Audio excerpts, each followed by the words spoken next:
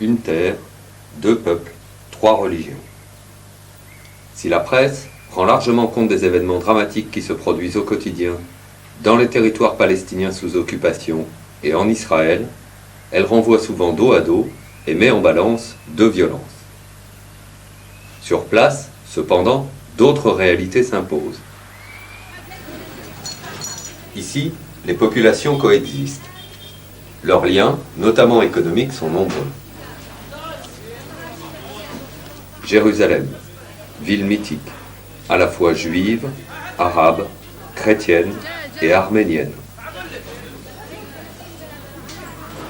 En 1948, au moment de la création de l'État d'Israël, l'ONU, dans sa résolution 181, avait demandé qu'elle soit, avec Bethléem, une zone sous régime international particulier. Aujourd'hui, Jérusalem est interdite d'accès aux Palestiniens qui n'en sont pas résidents. Les résidents, quant à eux, sont soumis à d'intenses pressions qui vont parfois jusqu'au retrait de leur carte de résident, même si leur famille y vit depuis des générations.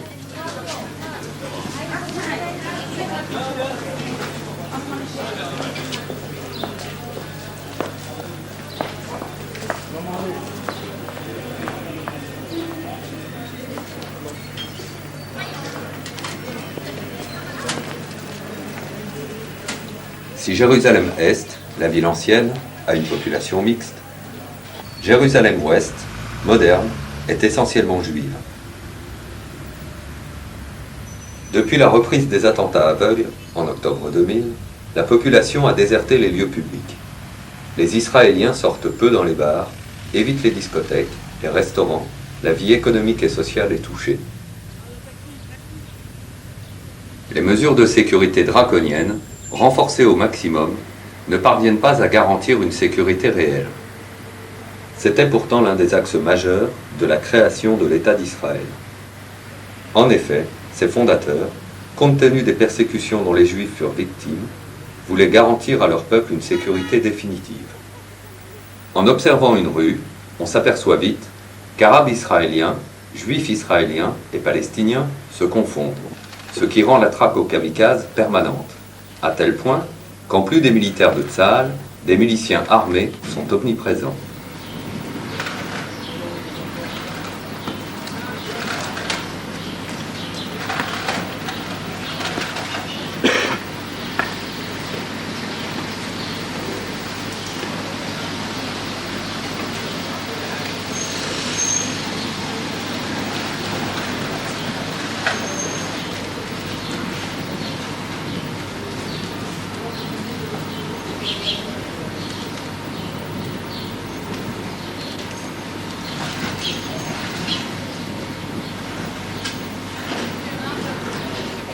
Parmi les motifs de tension, la présence plus qu'affichée des colons, comme ici, dans cette rue commerçante arabe, est perçue par les Palestiniens comme autant de provocation et d'humiliation.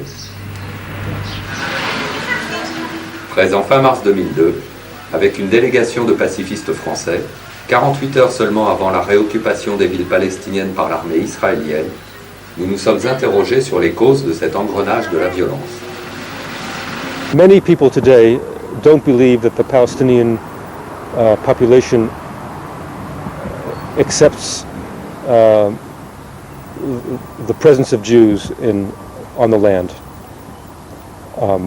And so that justifies for many people the use of violence against the Palestinians, because they say that it's a war of existence. Just to survive, we have to resist the Palestinians. I believe that most Palestinians do accept the presence of Jews in the land, but the question is, what are the conditions or the rules of this Jewish presence? But certainly from 1948, it was clear that a great injustice was done to the Palestinian people, and I believe that Israel is making a huge mistake by continuing that injustice and by not recognizing that its security is tied indirectly with the security of all the Palestinian people. Do you think that this conflict, this war, is a religious war? Or No, well, it's not a war to prove which religion is correct or which religion is true or which religion will dominate. But obviously, religion is being used as a source of support by both sides. What we're missing mostly is the demand by religious people that no human being be offended or oppressed or hurt physically or spiritually, so that when religion really decides to come out for peace, then our situation will be much better. We try to give rabbis the tools, the information they need, and even to give them direct experience to see for themselves what the situation is. Because it's very difficult in Israel for people to break out of their own circles. They live in small subcultures, and it's even difficult for Jews to know how Jews from another group think or live, and certainly difficult for Jews to cross this glass wall that separates Jews and Palestinians. And we have access, we are trusted, and we help people see things as they really are. B'Tselem was established in 1989 as an organization to monitor and document human rights violations in the occupied territories. It is an Israeli organization, and the idea was that within Israel there was not enough information for the public or for policymakers about what the violations were, and that these issues had to be raised on the public agenda. I should specify that as an Israeli organization, B'Tselem focuses on violations by the Israeli government. That is our government, it is in our name that they are acting. That is not to say that that there aren't violations by the Palestinian Authority. There are other organizations that address those. In addition, we have focused on severe violations by the Palestinian Authority. In addition, we do advocacy campaigns. So, for example, this report focused on a boy who was killed at the Rafah, near Rafah, which is between... You've read it, okay. So it was focusing on military accountability, and that in many incidents, the IDF has chosen not to open investigations. Prior to this intifada, anytime there was a civilian who was killed by IDF gunfire, there was automatically an investigation opened. That's not their policy anymore. They define the situation as an armed conflict short of war, and so their policy is civilians may get killed and there's nothing, that's part of the situation. It's unfortunate, but we cannot investigate every incident. We are not a peace organization. We are a human rights organization. For us, it's very important the distinction between human rights and politics. That is not to say that we don't think that human rights are an important part of advancing peace in the region. It is clear that one of the motivating factors for the violence that has erupted in this intifada is the continuous violation of the human rights of Palestinians by the Israeli authorities. En l'espace d'un an et demi, des jeunes qui lançaient des pierres, on est passé à une intifada armée et meurtrière. Je crois que l'intifada, à l'origine, a été un mouvement tout à fait populaire, et c'était surtout un mouvement réactif. C'est-à-dire que, vous vous souvenez que Ariel Sharon, qui était encore dans l'opposition pour peu de temps, a décidé d'aller sur l'esplanade des mosquées, que c'était évidemment une visite tout à fait provocatrice, ne serait-ce que par la personnalité de Sharon et ce qu'il représente pour les Palestiniens. Je veux dire, Sharon n'était pas uniquement le chef de l'opposition, c'était pas uniquement un simple citoyen israélien qui estimait qu'il avait le droit d'aller sur le mont du Temple, c'était pour les Palestiniens l'homme de Sabra et Shatila, c'était l'homme qui avait conduit ce massacre qui est moins connu que le massacre de Kibia, je crois que c'était en 1952. Enfin, Sharon a un lourd contentieux avec les Palestiniens. Alors, pourquoi donc encore une fois cette intifada? Là on revient aux sources du problème et au processus de paix. Je crois que l'intifada, comme j'ai dit, son déclenchement a été spontané, réactif. On ne peut pas appuyer sur un bouton et faire en sorte que les gens prennent des risques aussi considérables s'ils ne sont pas mus par une très forte volonté d'en découdre avec les forces d'occupation. Je crois tout simplement parce que ce processus de paix engagé à Oslo n'a pas porté les fruits qu'il aurait dû apporter, parce que les termes sur lesquels ce processus de paix reposait étaient faussés depuis le départ. Pour la population palestinienne, je crois que Oslo, au niveau de la vie quotidienne, a été perçu comme une régression, dans la mesure où, certes, il y avait une autorité palestinienne qui s'installait, certes, Yasser Arafat, qui est une incarnation du mouvement national palestinien, avait pu s'installer en Palestine, mais alors qu'il y avait un territoire commun palestino-israélien dans lequel les gens pouvaient se mouvoir sans problème, quelqu'un de Gaza pouvait aller à Tel Aviv, les Palestiniens n'avaient aucun problème pour venir à Jérusalem, tout ça d'un seul coup avec Oslo s'est arrêté parce qu'il y a eu des frontières intérieures. Ce processus de paix n'a pas produit ce que souhaitaient, je crois, ces concepteurs, notamment norvégiens.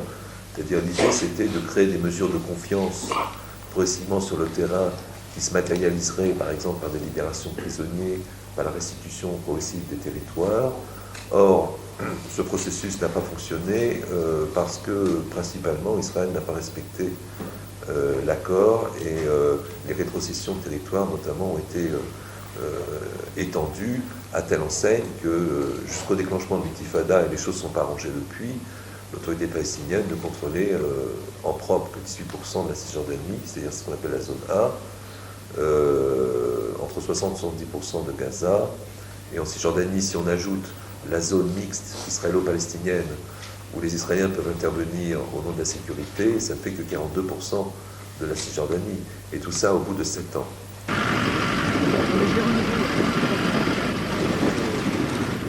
La campagne palestinienne, vue depuis un chemin improvisé pour accéder à Ramallah. Aujourd'hui, comme souvent, le checkpoint situé sur la route entre Jérusalem et Ramallah est fermé. Les militaires connaissent ces chemins parallèles, et chaque fois qu'ils s'aperçoivent de leur utilisation, ils tirent des coups de semonce, arrêtent les derniers passants et ferment à nouveau ce passage en érigeant des buttes de terre et en creusant des fossés.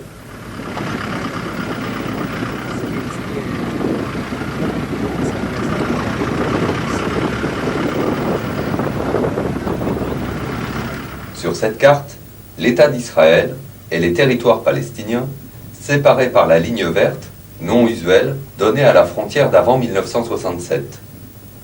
Cette répartition, reconnue par l'ONU, devait offrir 77% des terres à l'État d'Israël et 23% pour la construction d'un État palestinien.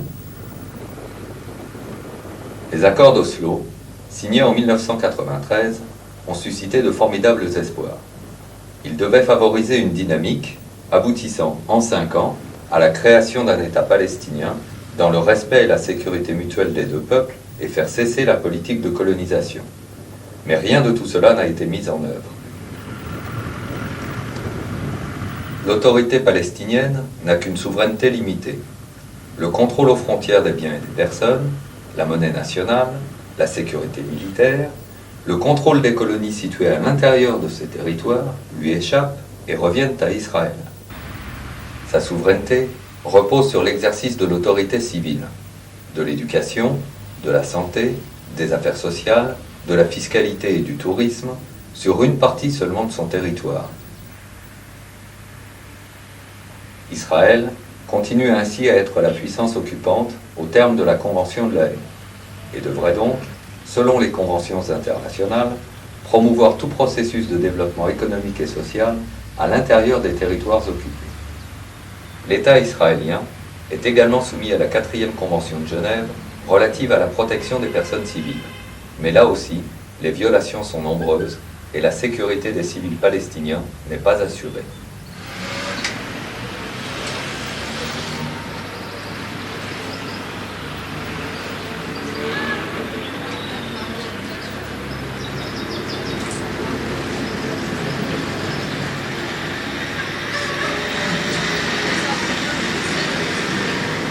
En voyant ce presseur d'orange, je pense à la réputation d'habiles commerçants des Palestiniens, bien plus enclins au confort qu'à la guerre.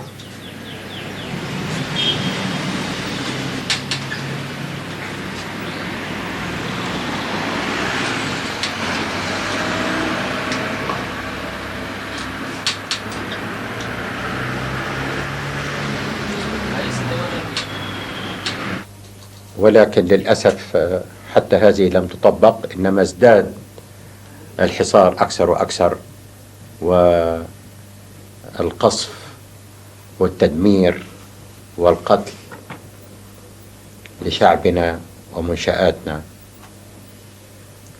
وبيوتنا ومخيماتنا ومدننا وقرانا ومزارعنا ومصانعنا، حتى المستشفيات والمدارس وحتى المساجد والكنائس. Donc, malgré tout cela, on a continué les négociations, mais parallèle à ça, que l'encerclement n'a pas a continué sur notre peuple, l'harcèlement, les bombardements, de nos maisons, nos camps, les villes, les villages, toutes les institutions, et même les hôpitaux et les écoles étaient sujets de destruction, et aussi les églises et les mosquées n'étaient pas épargnées de bombardements. وبالرغم من هذا فنحن لازلنا مؤمنين وملتزمين بعملية السلام التي بدأناها مع شريك الراحل رابين. Malgré tout cela, nous renouvelons notre engagement et notre croyance de la paix, celle que je l'ai commencé avec mon partenaire Rabin. C'est notre chemin. واحنا باتصال مستمر بحركات السلام بين الشعب الإسرائيلي التي تتزايد بصفة مستمرة. Et nous sommes en contact avec tous les hommes de la paix et des mouvements de la paix israéliens qui sont en train de grandir jour par jour en Israël. Some patients are living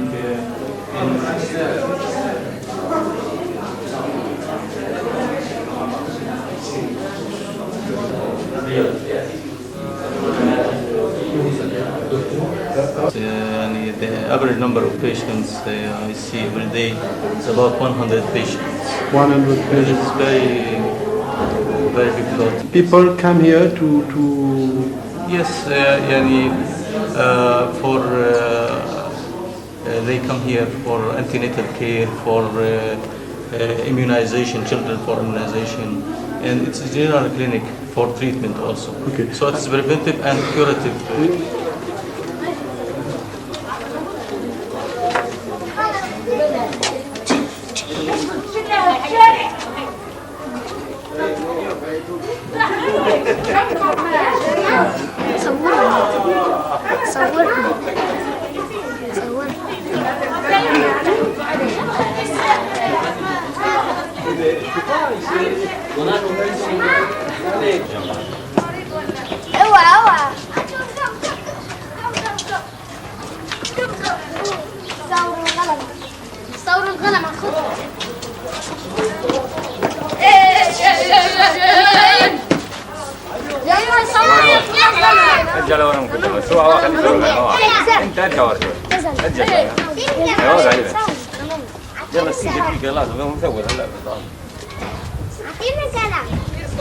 صورها رجال ورا خليش بالغنى صورها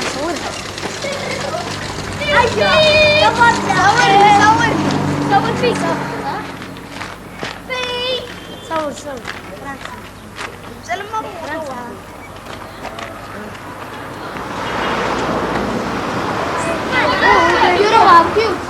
Ces toits rouges, à l'arrière-plan, sont ceux d'une colonie.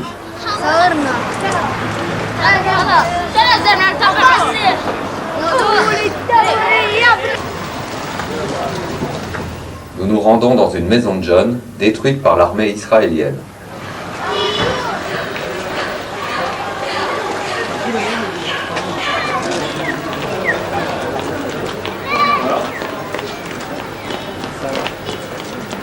Comment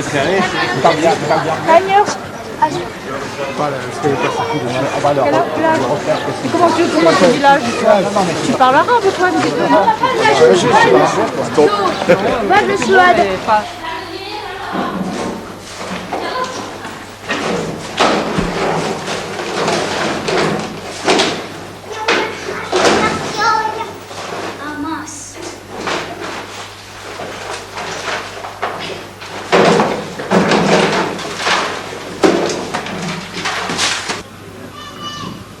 Gabi Baranki, ancien recteur de l'université de Birzeit, proche de Yasser Arafat, est président du Conseil palestinien pour la justice et la paix.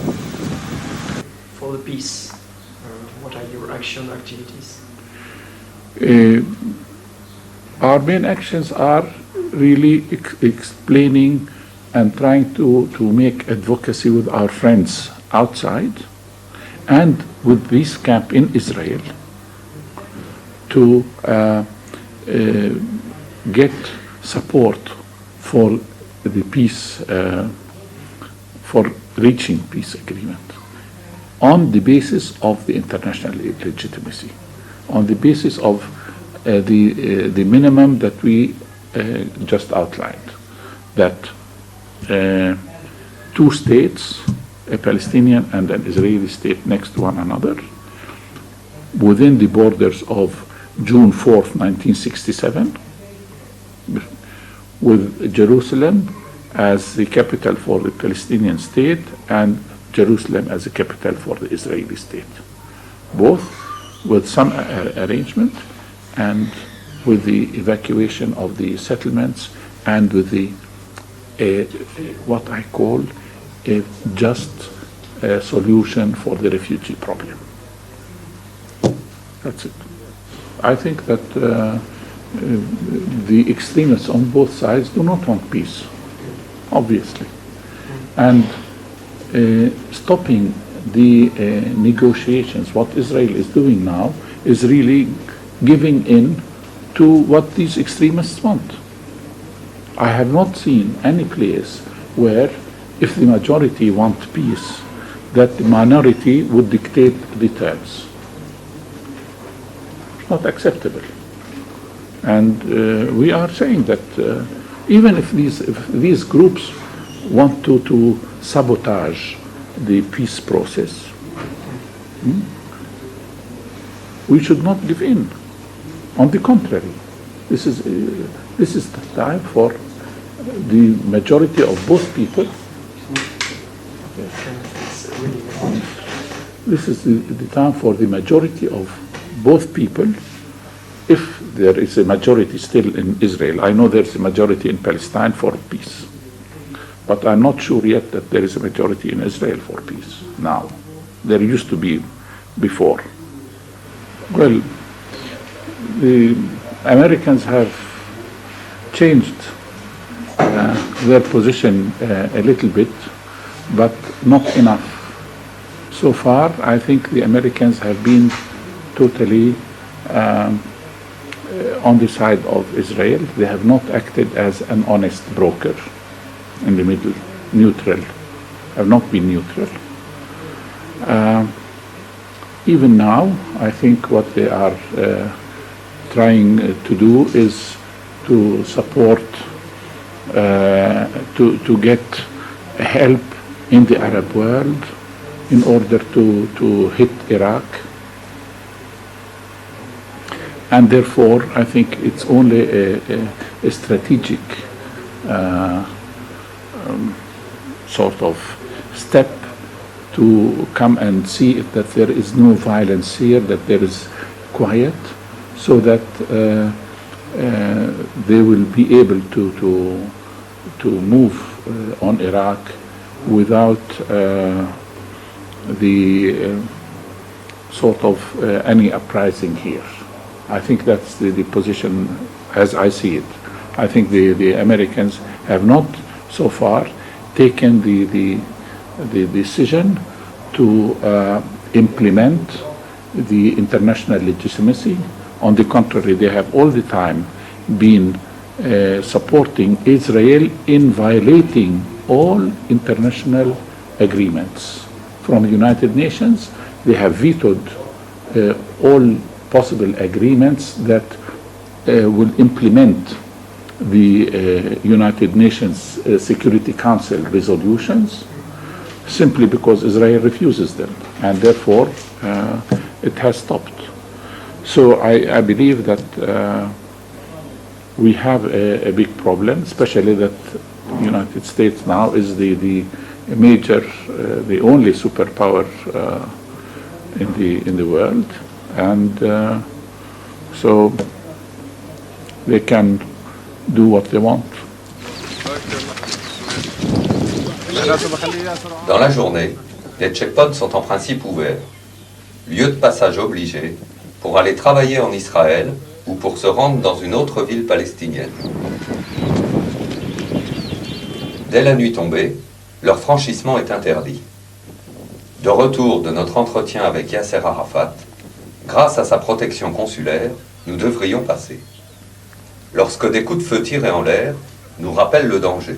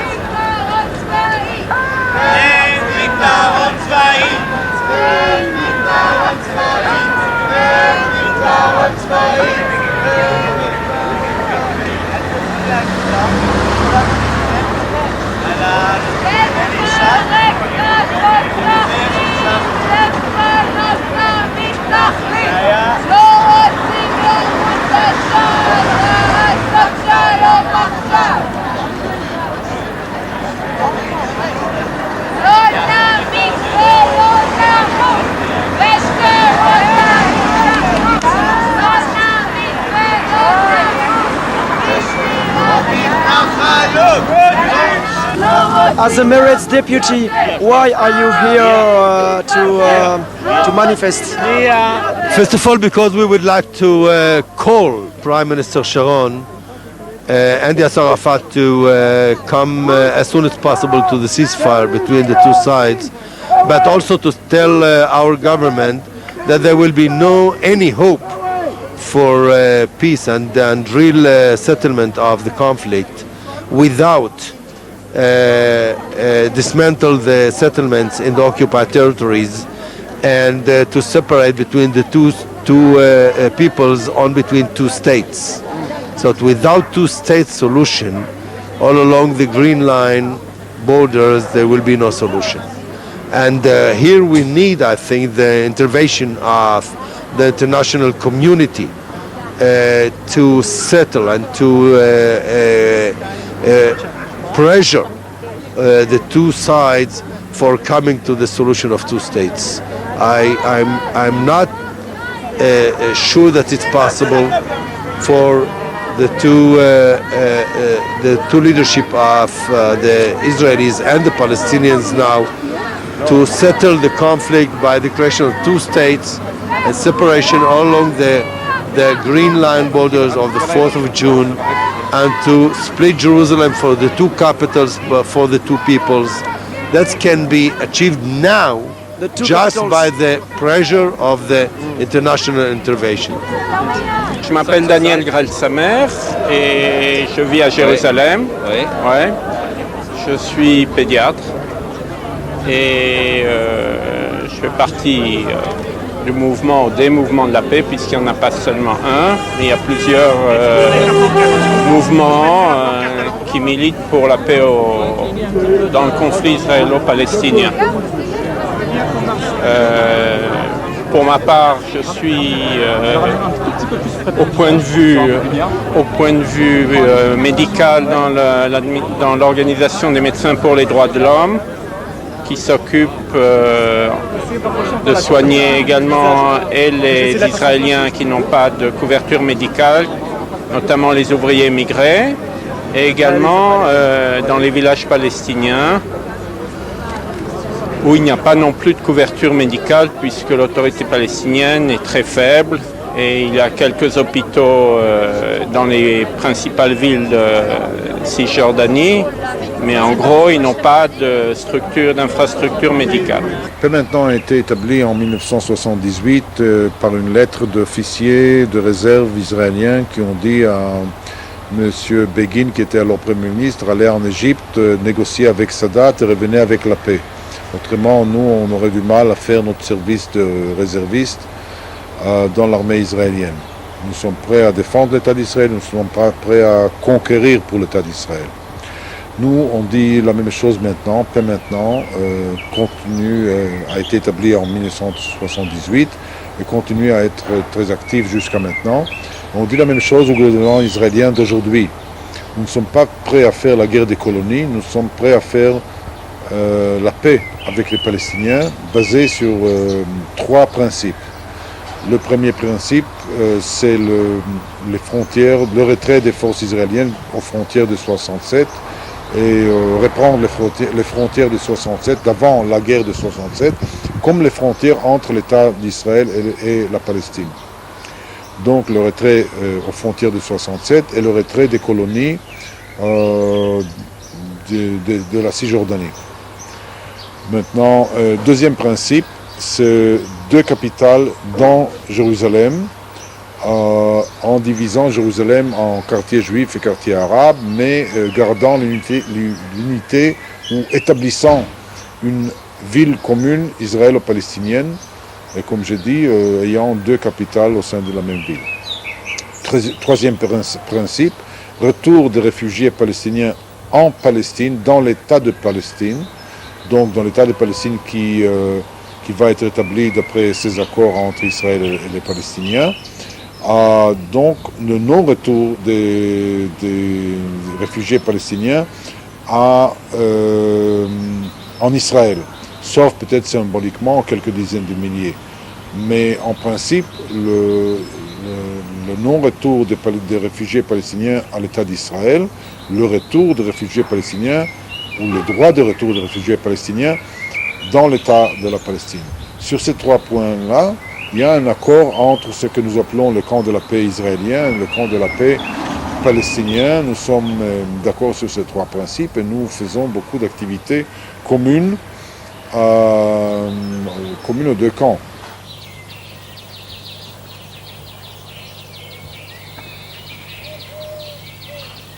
Il existe également un village où Israéliens et Palestiniens coexistent en paix.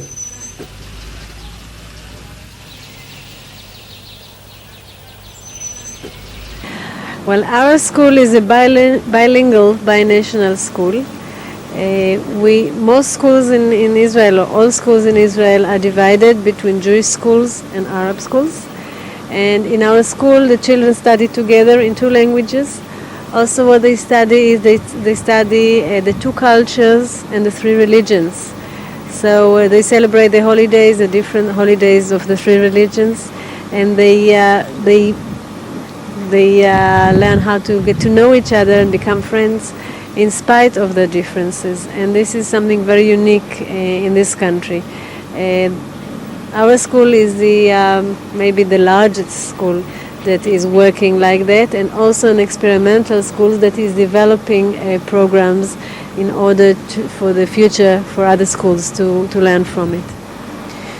Well, we always believe that the only way to reach peace with such a conflict is through that dialogue and through getting to really know the problems, getting to know the problems of both sides, and trying to create a situation, we call it win-win situation, where both sides can live with the solution and will be able to exist in dignity, in equality, and have all the rights. Well, I think the international community can help in a way that they shouldn't let the violence escalate as much.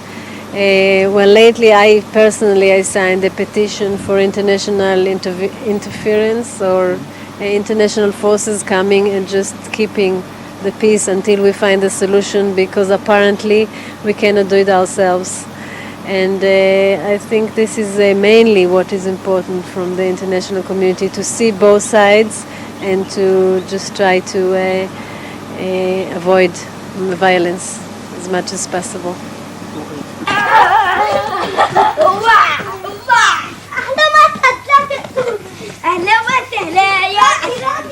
ساري مظبوط ساري أسد وأحلام أسد أهلا وسهلا يا ولد الورد الورد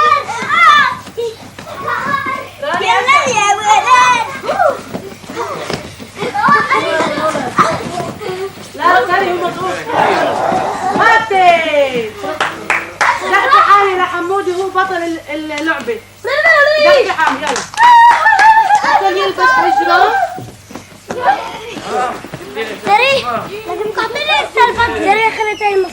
I mean, I have 5 classes here.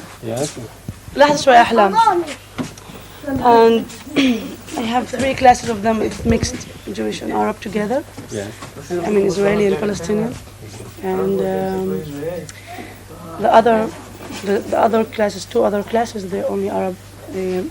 That can you see that these children and the childhood, the kindergarten, it's Arab class in this village, and this age also only Arab. But I have 3 classes mixed, and I speak with them Hebrew and Arabic in the same class. I used to be the Israeli champion 7 times. And in the team also, I used to represent Israel as a Palestinian. Yes. I used to represent Israel in many competitions in the world. But now I finished this activity long time ago. I quit the judo. Is it not difficult to feel at the same time Israeli and Palestinian? There is a good question, and it's really very hard, because when example, when it's a lot of problems here now in Israel, and you have heard that there is somebody hit in the Palestinian side and on the Israeli side, we don't know to which side to cry more. We cry for both of the sides. We don't want nobody hits in Israel, and we don't want nobody to hit in the Palestinian also, because both of them, it's mine. I feel like the both of them, and it's really big problem. Yeah. What's the good point here? That's we are Arab Israelian, and we have Israeli green card. When we go outside the country, they exactly give us the reception of Israeli, like every Israeli, everyone. But the end point, when we back to Israel here, they also have a green card, everybody Israel, and they start to tell us, you are Arab. And this conflict made us a little bit mazy sometimes. But we in the end of the way, we use this life, but we don't wish nobody to live one day like Israeli Arab in Israel. Because everywhere you go, in every corner you go, doesn't matter you have the green card Israeli and you say, this is my country, I like it, I love it, and everything, nobody believe you, and nobody watch you like every Israeli. For the peace, I believe the Israeli big country, they have enough land for 4 million people, enough land, and the Israel must to give back every piece land of the Palestinian, because everything must to get it back. I don't know, it's something make me to ask myself sometimes. There is an Israeli said, we took the land.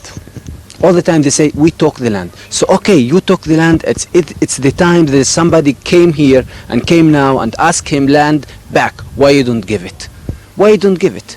And what do you think about the action of Neve Shalom? Neve Shalom, it's one little bit point from all of this country. I want to see more of Neve Shalom in Israel. more. I want to see all of Israel as Neve Shalom.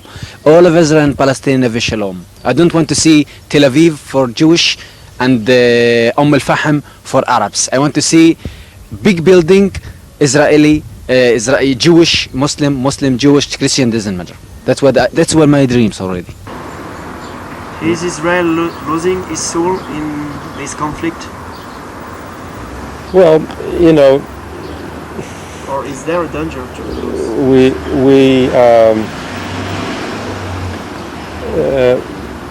People have a different.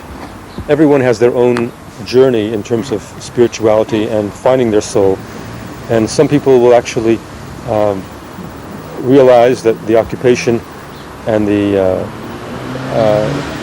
humiliation of other people is a kind of a poison, but some people from the situation will actually realize that they have a bigger challenge ahead, and because of the situation will become more humane and more committed to peace. So I wouldn't want to generalize about something which is a personal process.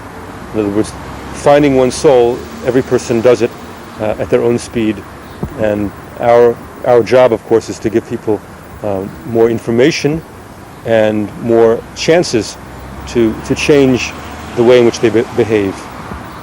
A person can be actually very nice and sweet and never hurt anyone, but still be part of a system that does terrible things to people. So has that person lost his soul?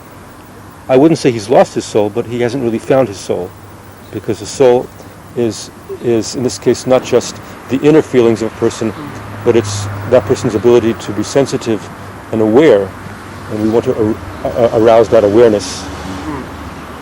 Les dés étaient jetés à tabac parce que Barak avait déjà décidé et même lancé le processus des élections. On était en campagne électorale. L'intifada était déjà un phénomène ancien et bien implanté. La population israélienne était de plus en plus radicalisée vers la droite et de plus en plus, avait peur, tout simplement. Il était de plus en plus clair que Barak allait perdre des élections. Barak a laissé faire la négociation en envoyant ce qu'il avait de plus colombe dans son gouvernement, c'est-à-dire les Béline, les Shlomo Ben Ami, Sarid, etc., mais ne s'est pas impliqué personnellement. Il a juste envoyé son directeur de cabinet pour surveiller un petit peu les autres. Et il y avait déjà une très mauvaise ambiance au sein de la délégation israélienne. Et surtout, ce que je trouve personnellement très grave, c'est que Barak a pris l'initiative d'arrêter les négociations. Et il a rappelé ses négociateurs alors qu'il restait, je ne me souviens plus bien, mais peut-être une dizaine de jours avant les élections. Et en 10 jours, ils auraient peut-être pu aller encore plus loin et peut-être arriver, je ne sais pas, on peut toujours rêver, un accord. Toujours est-il qu'ils se sont séparés. Barak a rappelé ses négociateurs et il a été dit à ce moment-là que jamais il a été dit conjointement par la délégation israélienne et palestinienne que jamais il n'était allé aussi loin sur la voie d'un accord et qu'il reprendrait les négociations sur les bases du point d'arrivée une fois les élections passées. Enfin, c'était déjà fichu parce qu'on savait très bien que le Likoud reviendrait au pouvoir et que ce serait Sharon le Premier ministre. Voilà. En conclusion, je dirais simplement qu'on connaît les termes d'un accord final. Je crois qu'elles ont été très largement... Je veux dire, une paix est possible. Hein. Ça a été esquissé, même assez détaillé à Taba. Bon, Sharon, bien évidemment, ne veut pas entendre parler de Taba. Lui, ce qu'il veut, avec l'appui de Pérez, c'est une sorte d'accord intérimaire qui repousserait à plus tard les discussions sur Jérusalem et sur la question des réfugiés. Hein, peut-être qu'il serait prêt à donner quelques territoires de plus aux Palestiniens. Il est formellement d'accord pour un État palestinien, mais quel État palestinien quel État palestinien si les colonies sont incluses, si cet État n'a pas de capitale, s'il n'y a pas de frontières, etc. Enfin, on pourra en discuter. Donc on connaît les termes d'un accord. Le problème, il est dans la société israélienne. Je veux dire, on a beau faire dans notre petit coin, les Américains comme les autres, tous les plans de paix que l'on veut, etc. Il n'y aura pas de paix si les éléments de cette paix ne sont pas entérinés par les Palestiniens et par les Israéliens. Et au bout du compte, puisque c'est Israël qui est en situation d'occupation, la paix elle viendra de ce que les Israéliens sont effectivement prêts à concéder, je ne sais pas comment dire, en tout cas pas offrir aux Palestiniens. Il y a des éléments encourageants, enfin, moi j'ai toujours pensé, si vous voulez, que ce durcissement de la société israélienne à droite ne durerait pas, parce qu'après tout, après les années Netanyahou ont été des années catastrophiques de gel du processus de paix où il ne s'est rien passé, sauf à la fin avec l'accord de White River, mais qui n'a pas appliqué parce que les Américains lui ont tendu le bras. Après, il y a quand même eu Barak. Et je pense que ça manifestait quand même une certaine compréhension, quelles que soient les erreurs qu'a fait Barak. Et on peut parler aussi des erreurs palestiniennes, d'ailleurs. Je veux dire, ça traduisait quand même une prise de conscience de la population israélienne. Donc Sharon n'est pas là éternellement, la coalition n'est pas là éternellement. Et on voit bien aujourd'hui les craquements qu'il y a dans la société israélienne. Enfin, vous avez dit que vous avez rencontré des responsables du mouvement des réservistes, des objecteurs de conscience. Il y a quand même une petite reprise du processus de paix, du mouvement de la paix. Il y a cette coalition israélo-palestinienne. Ça reste quelque chose de petit, mais qui doit être encouragé. Il y a les difficultés économiques. Et moi, ça, je crois que ça peut jouer un élément essentiel, parce que le Likoud, je ne suis pas un spécialiste vraiment de la société israélienne, mais d'après ce qu'on m'a expliqué, le Likoud a, comme beaucoup de partis, c'est le résultat de fusion. Et donc, il y a plusieurs Likoud. Il y a le Likoud pur et dur, d'extrême droite, pro-colonisation, etc. Puis il y a un Likoud marqué à droite aussi, il y a un Likoud populaire, puis il y a un Likoud marqué à droite aussi qui reflète plutôt le patronat. Mais les chefs d'entreprise, israéliens, ils ont un intérêt à la paix, évidemment. Je veux dire, la société israélienne, qui est très fière de ses réalisations, notamment dans le domaine de nouvelles technologies, il voit bien aujourd'hui qu'il y a beaucoup de jeunes ingénieurs qui ont fait la fortune de ce qu'on appelle la Silicon Valley israélienne. Ces gens-là s'en vont, ils se disent après tout, avec toute l'information que j'ai, autant que j'aille en Angleterre ou aux États-Unis, faire prévaloir mes compétences et sans craindre pour mes enfants quand ils vont à l'école. Donc il y a ça. Il y a le problème du tourisme. Enfin, l'économie israélienne est en crise. Il y a le problème de ces villes de développement. Tout ça coûte cher aussi. La colonisation, l'action, les opérations militaires israéliennes coûtent très cher. Alors je sais qu'il y a l'aide américaine, etc. Mais en même temps, toutes ces villes nouvelles qui ont été construites dans le Negev, il y a tout un débat récemment sur le marasme économique, le chômage. La société israélienne connaît un chômage maintenant très important. Moi, je ne peux pas imaginer que tout ça n'ait pas de conséquences.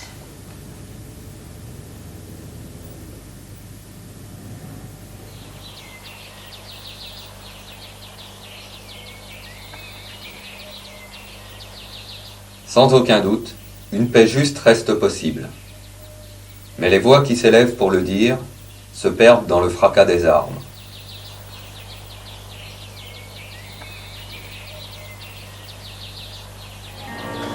Cantano uomini, suonano balle, non sono strumenti, sono stagioni, verdi, ventosi, estati capricciose che ballano sulla terra.